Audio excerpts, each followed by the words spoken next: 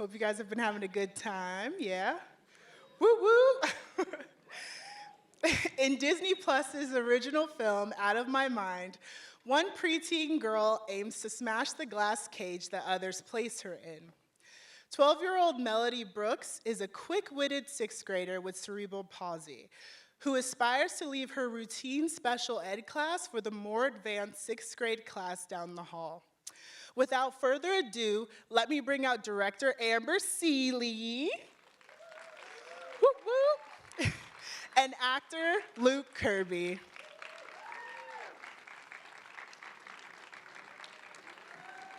Woo! He is busy, okay? All right, so before we start the Q&A, let's watch a clip from the movie. 7, 8, 1, 2, 3, 4, 5, 6, 7, 8. They were up. They were the Macarena real quick. Melody, hey, did you know that Melody suffers from cerebral palsy? Yeah. Sure. What'd you get on the Lost City of Gold question? I already told you it's Shambhala. It's El Dorado. No, it isn't. It's Shambhala. It's El Dorado. No, it isn't. It's El Dorado. El Dorado. See? El Dorado. We're all right. Majority. You lose. Okay, I see my mom. Let's go. Oh, Saved by the Bell. Okay. Oh my God. Hey, girl, you're just mad today. I don't know why. Bye. You're getting too much confidence from that outfit. You're literally half naked. It was cool that you came in today. Like, if you want to, you should be able to try out like everyone else. Hey! Melody! Yo-ho! Yo-ho, come on! Let's go! Let's go! Let's go! You know that person? And up and down and up and down and hey kids! Yoo-hoo! I'm gonna start to dance. Come on! Come on, let's go! I'm not suffering. What do you mean? I have cerebral palsy, a condition caused by I didn't mean it like damage that. to the part of my Melody! brain that controls how I Come move on! and talk. Gotta go! Go, go! Let's go! Hey, Mel. Wanna go to the mall this weekend? Come on!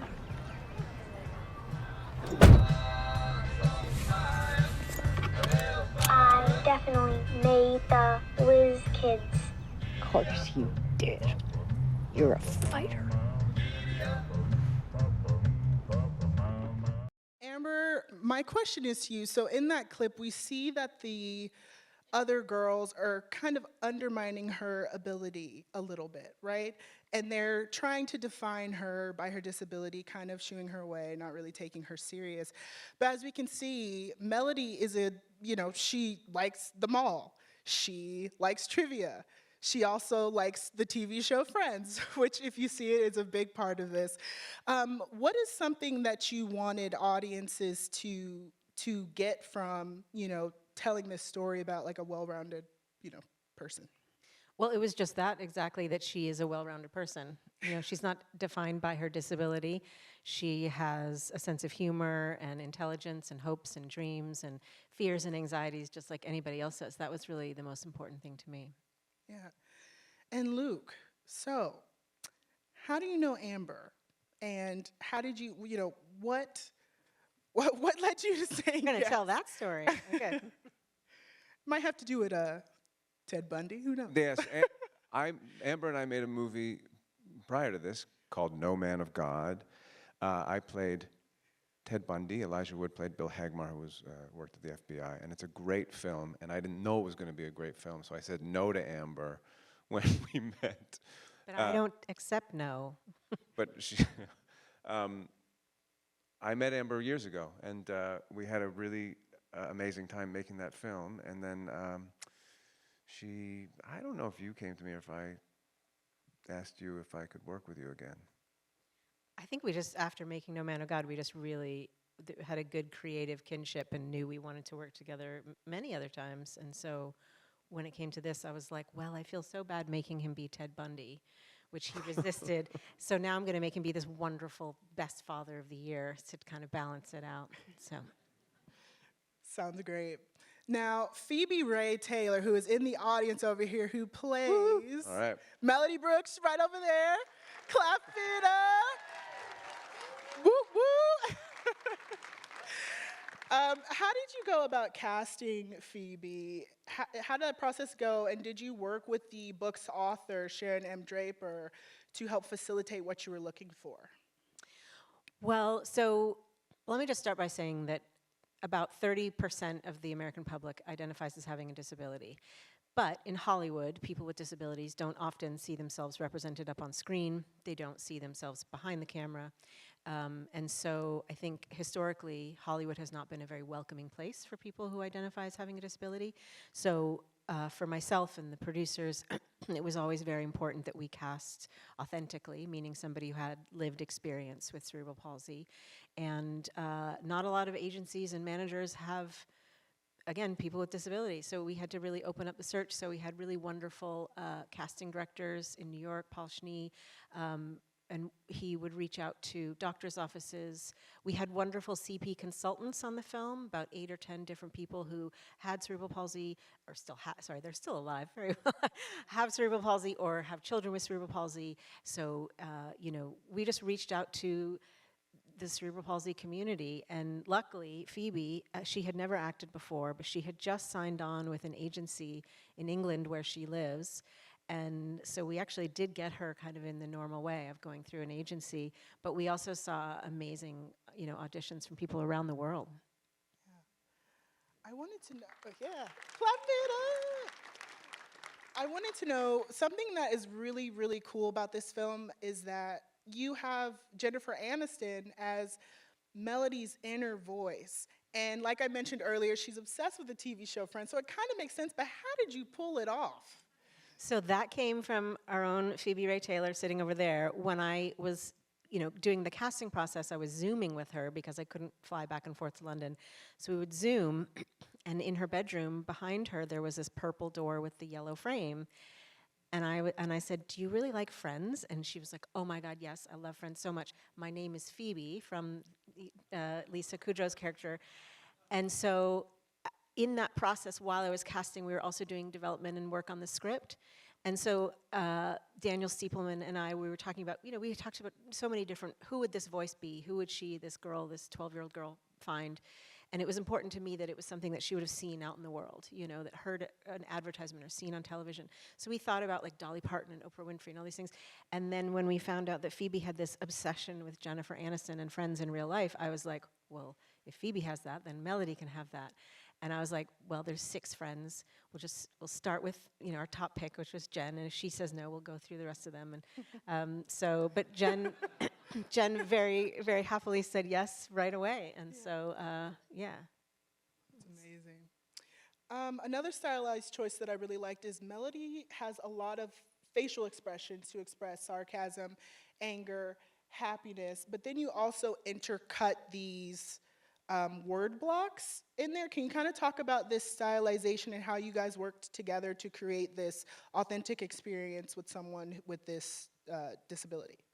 Yeah, so when people are nonverbal, they learn to speak and communicate in many different ways. So one of them is that, you know, picture board or their Meyer-Johnson symbols are the ones that are most commonly used, but there's a lot of different ones that are trademarked. So we actually came up with our own symbols. Our art director and production designer designed them. But basically, the concept is that a lot of people who are nonverbal, they start off with visual things that they can point at to either spell out words or a picture of somebody who's hungry to say they're hungry, that sort of thing. And so we felt like this was a device that Melody would have had her whole life and used her whole life, and therefore when she wants to express that she's angry, probably in her head it would flash to this. I mean, because kids that use those, they don't even have to look. They know where those things are on their board. So I felt, to me, that was a good way of representing what was really going on for her in her own. I mean, it was all about getting into her head as much as we can. Yeah. And Luke, working with your movie family, I wanted to know, your character is a dad who's stern, but he's more open to pushing Melody to where she wants to go, more so than her mom, played by Rosemarie DeWitt. So how did you kind of work with Rosemarie to create this dynamic? Well, we fought a little bit. And came to the conclusion that I was the nice guy. I think we're still going to fight about it, probably. We spent good time together. Rosemary's a powerhouse of an actor and stellar and also an incredible person. So just great to engage with in sort of building this family together. It was very, very special. Yeah. I'm glad I was the nice guy, though. Was there a learning curve because you also have to work with Melody in the movie, so what was the learning curve like for you on a set so special and unique as this one? We were able to spend time together prior to filming, which, was very instructive and helped better understand that, what the family dynamic would be like. It was really just kind of the luck of being able to have a bit of time to immerse together that helped with that. And Amber sets up a really, I don't really know how to describe the set, but there is a kind of flow in the set where the day is full of surprises and full of experiments. And you really, I just find if you're open to it, it can be really rewarding. So. And so, Amber, there's a lot of representation that still needs to be had on TV in the films with people involving people with disabilities. So, what do you think are some of the barriers to that? Well, one of my favorite quotes, which is from the, I think it's the Inevitable Foundation, used to say, "There is no DEI without disability."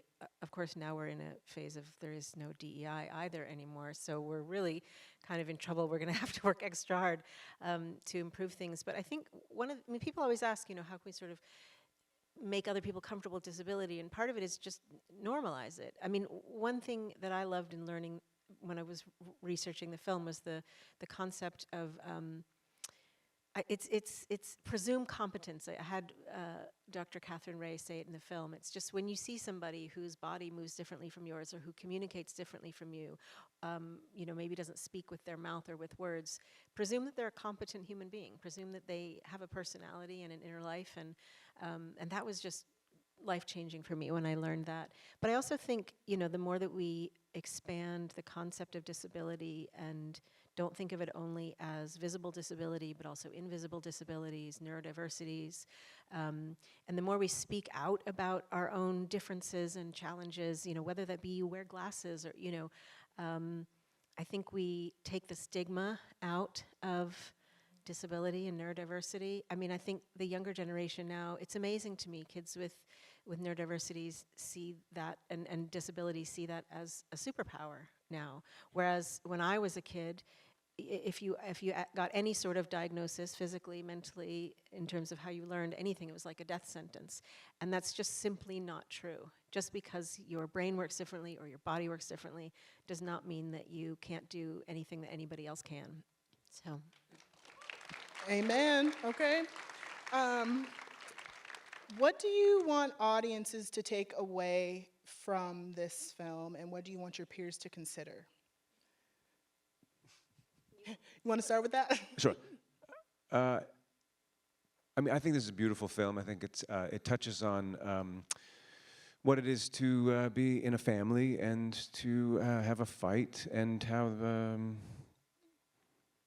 how precious it can be. My hope for what people take away from it is that the fight continues. I think that this is a constant forge, and you just can't let the bastards grind you down. And I think it's always been this way. And,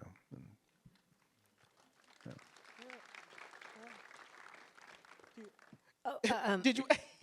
Do you agree? Did you disagree with me? Well, first of all, I disagree with everything Luke said.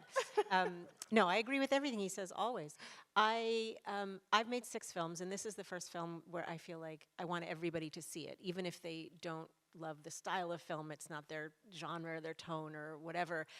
It completely changed my life getting to make it, and I do think that it's just an important film to watch, because I think I mean, I know I sound really cocky right now, and I don't mean to.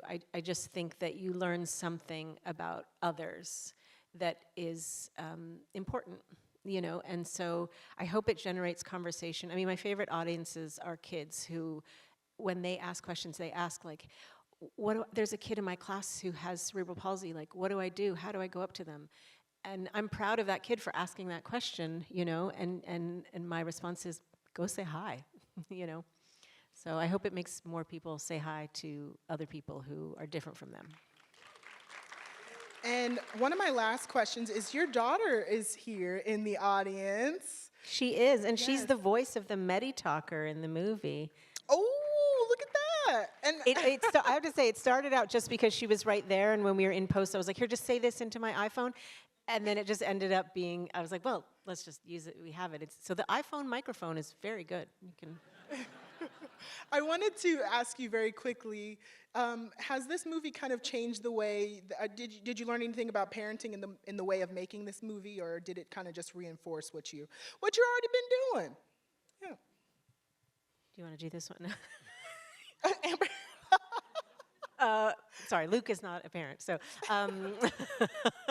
he has a really cute puppy, though, really cute dog. You know, I think it.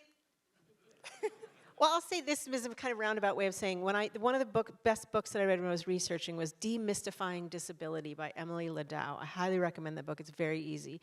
And on like page 3 or something, it talks about just some very common disabilities, and one of them was OCD. I have OCD. And I was like, wait, what? I had never really identified myself as having a disability, but through researching it more, I was like, oh, neurodiversity is also a disability.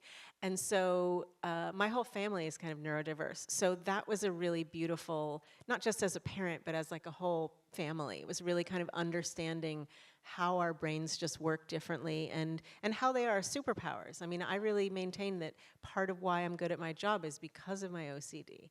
So it changed not only how I look at my kids, I mean, to me, they're always perfect, but how I look at my own brain and neurodiversity in general. Okay, thank you so much. All right, y'all. Thank you. Thank you, guys.